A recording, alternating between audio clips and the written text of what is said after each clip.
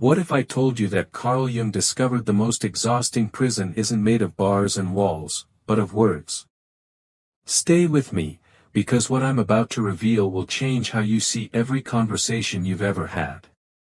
Carl Jung said that most people live their entire lives as defendants in a courtroom that doesn't exist. Every morning, you wake up ready to explain every choice, justify every preference, and defend every decision you make. But here's what Jung realized that most people never do: there's no judge, no jury, and most of the time, there isn't even an audience. But wait, it gets worse. Jung discovered that we've turned every personal preference into a legal argument, every life choice into a thesis that must be defended. And I'm going to show you exactly how this invisible prison was built, and more importantly, how to escape it. According to Carl Jung, when we become addicted to other people's approval, we start believing our choices are only valid if others understand and accept them. We forget that the simple fact of our preference is enough, that liking something is its own complete justification. Let me tell you about Robert, a man Jung would have found fascinating. Robert had developed what can only be described as a compulsive need to explain why he drank tea instead of coffee. It started innocently when someone at work mentioned they couldn't understand how anyone could start their day without coffee. But here's where it gets disturbing, and you'll recognize yourself in this story. Robert felt compelled to explain his tea preference. He talked about antioxidants, gentler caffeine release, cultural significance of tea ceremonies. But it didn't stop there. Soon Robert was explaining his tea choice to everyone. The grocery store clerk, his neighbors, family members who had known about his preference for decades. Carl Jung discovered that this behavior stems from what he called the persona, the mask we wear to gain social acceptance. Robert had never analyzed his preference before. He simply liked tea. It tasted good, made him feel calm and alert. But somewhere along the way, he decided that liking tea wasn't enough. He needed reasons that would satisfy other people. And here's the tragic irony Jung identified: Robert was spending more energy defending his choice than he would have spent simply making it and moving on. According to Carl Jung, this is what happens when we make other people's opinions our prison. We don't just lose our freedom, we lose ourselves entirely. We become so focused on managing what others think that we stop thinking altogether. Jung said that seeking validation from others is like trying to catch your own shadow. The harder you chase it, the faster it runs away. The more you contort yourself to grab it, the more distorted it becomes. But stay with me, because what Carl Jung discovered about the futility of explanation will blow your mind. When you're desperately trying to get someone to approve of you, what are you actually chasing? Carl Jung realized you're chasing their thoughts about you. But thoughts are not things you can control. They exist entirely inside other people's heads, shaped by their experiences, moods, biases, and projections. Jung discovered that you could perform perfectly for someone today and they might disapprove simply because you remind them of their ex-partner. You could explain yourself brilliantly tomorrow and they might reject you because they're having a bad day. This is the fundamental futility Carl Jung identified: you're attempting to control something that exists entirely outside your sphere of influence. But here's where Jung's insight gets even more profound. Often our attempts to explain ourselves create more confusion than clarity. When we launch into detailed justifications, we invite analysis, debate, and further questioning. We turn simple preferences into complex philosophical discussions. Carl Jung said that real authenticity doesn't come with a user manual. It doesn't need footnotes or bibliography. Authentic choices speak for themselves through the simple fact of being made. And here's something that will change your perspective forever. Jung discovered that when you constantly explain your authentic self, you're suggesting it's somehow not enough on its own. According to Carl Jung, authenticity is not a rough draft that needs improvement or validation. It exists completely independent of other people's comprehension or approval. Authenticity simply is. Let me share the story of Sarah, someone Carl Jung would have called a master chameleon. Sarah could walk into any room and within minutes transform into exactly what she thought that audience wanted to see. With conservative relatives, she became traditional. With artistic friends, she morphed into free-spirited. With colleagues, she turned ambitious professional. But here's the terrifying part Jung warned about: Sarah had become so good at reading rooms that she had stopped reading herself. One evening Sarah called in complete panic. She was alone in her apartment, and for the first time in years, there was no one around to perform for. "I don't know what I like," she whispered. "I don't know what I think about anything. I don't even know what I want for dinner because there's nobody here to please." Carl Jung would say that this is what happens when we build elaborate systems of mirrors reflecting what others want to see. When we finally look for our own reflection, there's nothing there. Now, let me reveal something Carl Jung discovered that will revolutionize how you interact with the world. Jung identified a rare quality he called silent confidence. There was an old carpenter named Thomas who possessed this mastery. Thomas built the most beautiful furniture you've ever seen, but when people asked about his methods, he would simply smile, nod politely, and return to his work. He never explained his process, never revealed his methods, never justified his choices. This drove people absolutely crazy.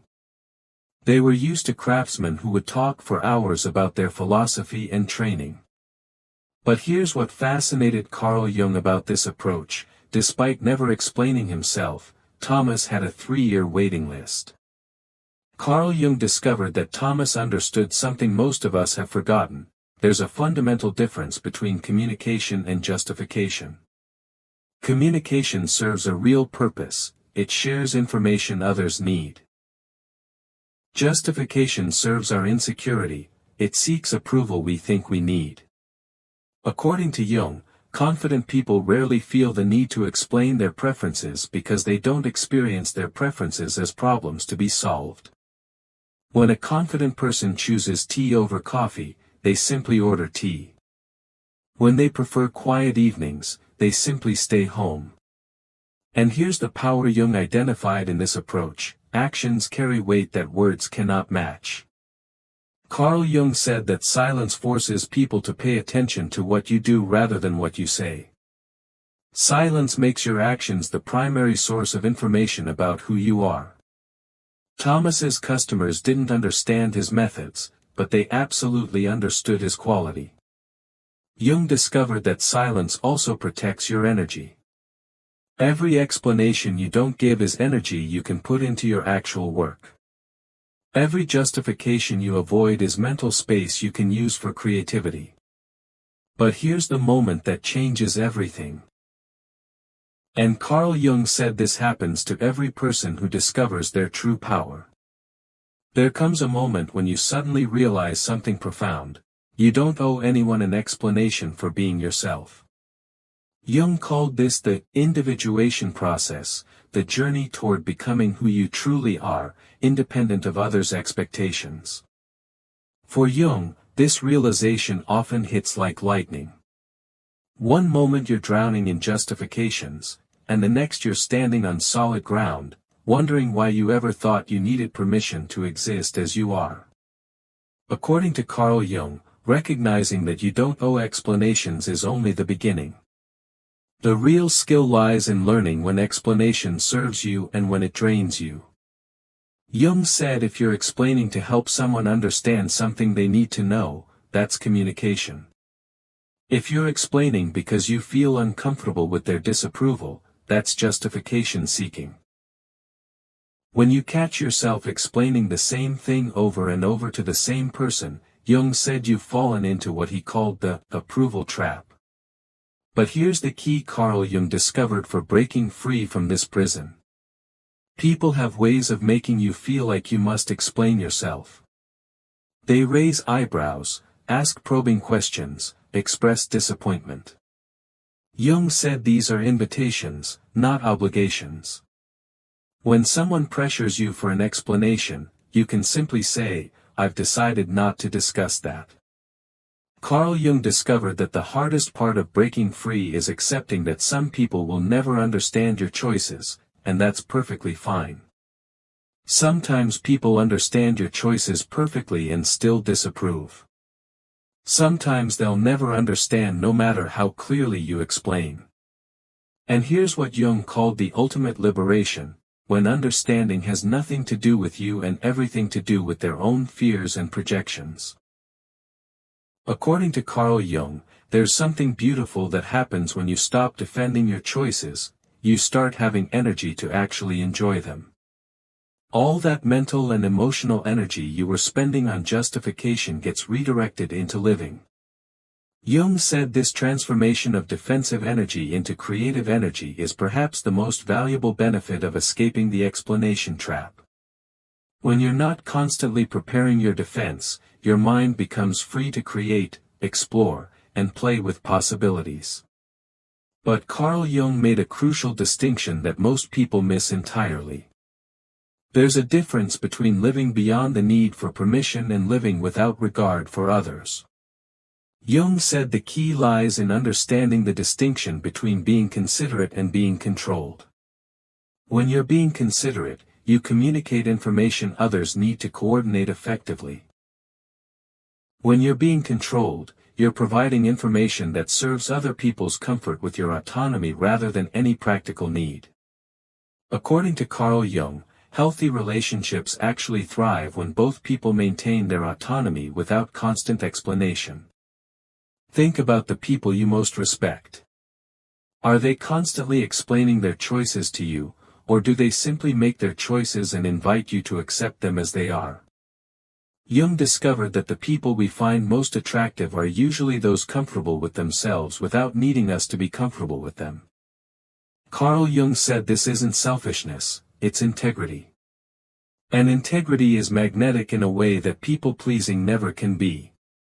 But here's the most profound aspect Jung discovered about living beyond the need for permission. Authenticity requires no explanation. Carl Jung said your authentic self is not a theory that needs to be proven, not a position that needs to be defended, not a performance that needs to be reviewed. It simply is, and its existence is its own complete justification. Jung observed that children understand this naturally. Watch a child express a preference. They don't launch into complex explanations about why they like purple more than green. They simply like what they like. The preference is complete in itself. According to Carl Jung, somewhere along the way we learn to distrust this simplicity. We start believing that preferences need justification, that choices require defense, that being ourselves isn't enough unless we can prove it's the right way to be. But Jung asked, what if we were wrong about all of this? What if your authentic preferences don't need reasons any more than your height needs reasons? They're not choices you made after careful deliberation. They're expressions of who you are at the most fundamental level. And here's Carl Jung's final, most powerful insight that will change everything. The most radical thing you can do in a world obsessed with explanation is to simply exist without apology. To make your choices quietly and confidently. To live your values without announcing them. To be yourself so completely that explanation becomes irrelevant.